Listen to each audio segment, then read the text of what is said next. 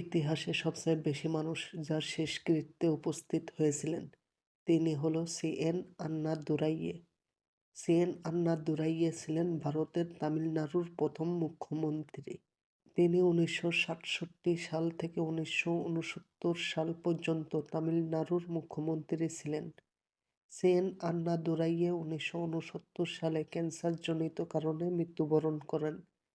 তৎকালীন সময়ে তার মৃত্যুতে প্রায় 1.5 কোটিরও বেশি মানুষ একত্রিত হয়েছিল। আমাদের আজকের টপিক সি.এন. আন্নাদুরাইয়ে না, বরং বাংলাদেশের সবচেয়ে বড় 6টি জানাজা বা শেষকৃত্য কোনগুলো তা জানা। আল্লামা দেলোয়ার হোসেন সাঈদী। দেলোয়ার হোসেন সাঈদী জন্মগ্রহণ করেন 1 ফেব্রুয়ারি 1940 সালে। তার পিতা মাওলানা ইউসুফ সাঈদী। দেলোয়ার হোসেন সাঈদী পড়ালেখা করেন সালসিনা আলিয়া মাদ্রাসা ও খুলনা আলিয়া মাদ্রাসা থেকে। দেলোয়ার হোসেন সাঈদী ছিলেন ইসলামিক বক্তা, রাজনীতিবিদ এবং বাংলাদেশ জামাতে ইসলামীর নায়েবে আমির। তিনি 1996 ও 2001 সালে পরপর 2 বার পিরোজপুর 1 আসন থেকে সংসদ সদস্য নির্বাচিত হন। তাকে 1971 সালের মুক্তিযুদ্ধে মানবতা বিরোধী অপরাধের দায়ে মৃত্যুদণ্ডের আদেশ দেন আদালত 2013 সালে। পরে সেই সাজা কমিয়ে আমৃত্যু কারাদণ্ডের আদেশ দেওয়া হয়। 2023 সালের 14 আগস্ট বঙ্গবন্ধু শেখ মুজিব মেডিকেলে চিকিৎসাধীন অবস্থায় মৃত্যুবরণ করেন আল্লামা দেলোয়ার হোসেন সাঈদী। 15 আগস্ট 2023 সালে মঙ্গলবার দুপুরে পৌরসভার মাসিমপুরে অবস্থিত সাঈদী ফাউন্ডেশনের মাঠে দেলোয়ার হোসেন সাঈদীর জানাজা সম্পন্ন হয়। তার জানাজায় উপস্থিত পিরোজপুর ও পার্শ্ববর্তী জেলাগুলো থেকে আসা লক্ষাধিক মানুষ। আল্লামা আব্দুল লতিফ চৌধুরী। আল্লামা আব্দুল লতিফ চৌধুরী ফুলতলী ছিলেন প্রখ্যাত বাংলাদেশি আলেম, সুন্নি ধারার আধ্যাত্মিক ব্যক্তিত্ব, মুফাসসির, কারি, কবি।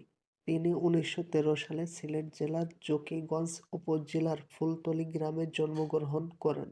তিনি পড়ালেখা করেছেন বদরপুর আলিয়া মাদ্রাসা সহ ভারতের বিভিন্ন মাদ্রাসায়। তিনি ইলমে কিরাত, ইলমে হাদিস ও ইলমে তাফসিরের উপর উচ্চ ডিগ্রি অর্জন করেছিলেন। তিনি ফাজিল ও কামিল ডিগ্রিকে বিশ্ববিদ্যালয়ের ডিগ্রি সমমান করার জন্য আন্দোলন করেন। আব্দুল লতিফ চৌধুরী 16 জানুয়ারি 2008 সালে মৃত্যুবরণ করেন। আব্দুল লতিফ চৌধুরী ফুলতলী এর জানাজা 2008 সালের 17 জানুয়ারি শুক্রবার সম্পন্ন হয়। তার জানাজায় অংশগ্রহণ করেছিলেন লক্ষ লক্ষ মানুষ, যা ইতিহাসের অন্যতম বৃহত্তম জানাজা হিসেবে পরিচিত হয়। আল্লামা শাহ আহমদ শফী। আল্লামা শাহ আহমদ শফী জন্মগ্রহণ করেন 5 এপ্রিল 1930 সালে শিলক রাঙ্গুনিয়া চট্টগ্রামে। পড়ালেখা করেছেন হাটহাজারী মাদ্রাসা থেকে এবং ভারতের দারুল উলুম দেওবন্দ মাদ্রাসা থেকে। তিনি ছিলেন বাংলাদেশের একজন প্রখ্যাত ইসলামিক পণ্ডিত, হেফাজতে ইসলাম বাংলাদেশের প্রতিষ্ঠাতা ও প্রধান আমির, বেফাকুল মাদারেসিল আরাবিয়া বাংলাদেশের চেয়ারম্যান এবং হাটহাজারী মাদ্রাসার মহাপরিচালক।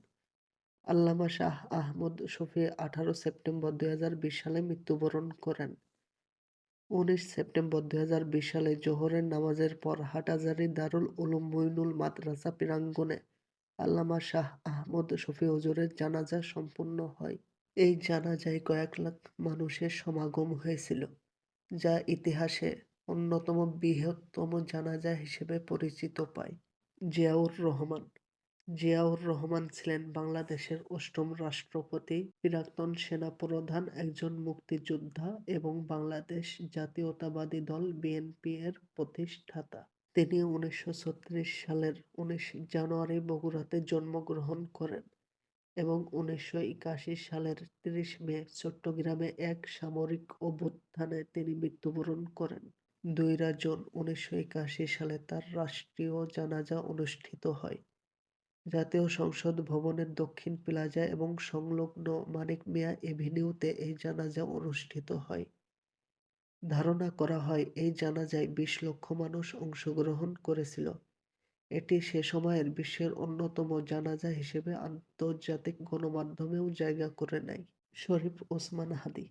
শরীফ ওসমান হাদী 30 জুন 1993 সালে ঝালকাঠি জেলায় জন্মগ্রহণ করেন। তিনি ছিলেন একজন রাজনীতিবিদ, সাংস্কৃতিক কর্মী, লেখক, শিক্ষক ও ইনকিলাব মঞ্চের মুখপাত্র। শরীফ ওসমান হাদী ত্রয়োদশ নির্বাচনে ঢাকা-৮ আসনে সংসদ নির্বাচনের ঘোষণা করেন। এর কিছুদিন পরে ১৮ ডিসেম্বর ২০২৫ সালে গুলিবিদ্ধ হয়ে সিঙ্গাপুর চিকিৎসাধীন অবস্থায় মৃত্যুবরণ করেন। ২০ ডিসেম্বর শনিবার ২০২৫ সালে জোহরের নামাজের পর তার জানাজা অনুষ্ঠিত হয়। সংসদ ভবনের দক্ষিণ প্লাজা এবং পূর্ব পাশের বিশাল ময়দান মানিক মিয়া এভিনিউ পূর্ব থেকে পশ্চিম সম্পূর্ণ অংশ, পূর্বে ফার্মগেট খামারবাড়ি পর্যন্ত এবং পশ্চিমে আসাদ গেট এবং চীন মৈত্রী সম্মেলন কেন্দ্র পর্যন্ত কয়েক লক্ষ মানুষ এই জানাজায় অংশ নিয়েছিল। বেগম খালেদা জিয়া বেগম খালেদা জিয়া জন্মগ্রহণ করেন ১৫ আগস্ট ১৯৮৫ সালে। তিনি সাবেক রাষ্ট্রপতি ও বিএনপি-এর প্রতিষ্ঠাতা জিয়াউর রহমানের স্ত্রী। ১৯৮১ সালে জিয়াউর রহমান হত্যার শিকার হওয়ার পর খালেদা জিয়া রাজনীতিতে আসেন। তিনি বাংলাদেশের প্রথম মহিলা প্রধানমন্ত্রী। ১৯৯১ সালে বিএনপি নির্বাচনে জয়ী হলে খালেদা জিয়া প্রধানমন্ত্রী নির্বাচিত হন। ১৯৯৬-এ স্বল্পস্থায়ী বিতর্কিত সরকারেও তিনি দায়িত্ব পালন করেন। ২০০১ সালে পুনরায় ক্ষমতায় আসে খালেদা জিয়ার নেতৃত্ব দেওয়া দল বিএনপি। তিনি দীর্ঘ সময় লিভার সিরোসিস, হার্ট ও ফুসফুসের জটিলতা সহ বিভিন্ন বার্ধক্যজনিত রোগে ভুগছিলেন। ৩০ ডিসেম্বর ২০২৫ সালে ঢাকার এভারকেয়ার হাসপাতালে চিকিৎসাধীন অবস্থায় মৃত্যুবরণ করেন খালেদা জিয়া। ৩১ ডিসেম্বর বুধবার বিকাল ৩টায় মানিক মিয়া এভিনিউতে অনুষ্ঠিত হয় খালেদা জিয়ার জানাজা। এই জানাজায় লক্ষ লক্ষ মানুষ অংশগ্রহণ করেছেন, যা বিশ্বের অন্যতম একটি জানাজা হিসেবে গণ্য হচ্ছে।